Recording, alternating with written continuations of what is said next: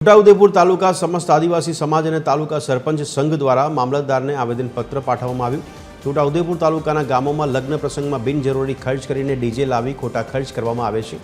તો એક જ લગ્નમાં 8 થી 9 ડીજે થઈ જતા હોય છે। લગ્ન પ્રસંગમાં માત્ર એક જ ડીજે વાગે અને પરવાનગી વગરના ડીજે વગાડવા પર પ્રતિબંધ કરી કાયદેસરની કાર્યવાહી કરવા સરપંચ સંઘ દ્વારા માગ કરવામાં આવી છે।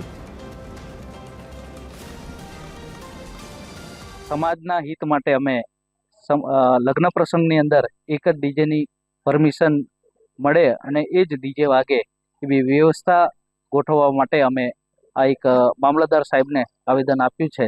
અને આવનારા સમયની અંદર જો સમાજની અંદર ખરેખર જાગૃતતા લાવી હશે તો આપણે આ લગ્ન પ્રસંગોની અંદર જે ડીજે વધારે પ્રમાણમાં વાગે છે એના બદલે એક જ ડીજે વગાડે અને આપનો જે સુખનો પ્રસંગ છે એ આપણે સૌ કાઢીએ। એના માટે અમે એક આવેદનપત્ર આજે આપ્યું છે અને આવનારા સમયની અંદર આનો અમલ સમાજની અંદર થશે એવી અમને સૌને આશા છે।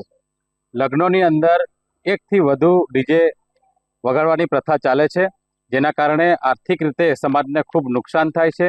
સાથે સાથે વધુ ડીજે આવવાના કારણે અવાજનું પણ મોટા પ્રમાણમાં પ્રદૂષણ થાય છે। અને બીજી વિશેષ વાત એ છે કે ખાસ કરીને આ ફેબ્રુઆરી અને માર્ચ મહિનામાં જ્યારે લગ્નો શરૂઆત થાય છે એ જ સમયમાં વિદ્યાર્થીઓની પરીક્ષાઓ પણ ચાલુ થાય છે અને આવા સંજોગોમાં ગામોમાં મોટા મોટા લાઉડ સ્પીકરોથી વધુ પડતા ડીજે વાગે છે, જેના કારણે વિદ્યાર્થીઓના અભ્યાસમાં પણ ખૂબ ખલેલ પહોંચે છે।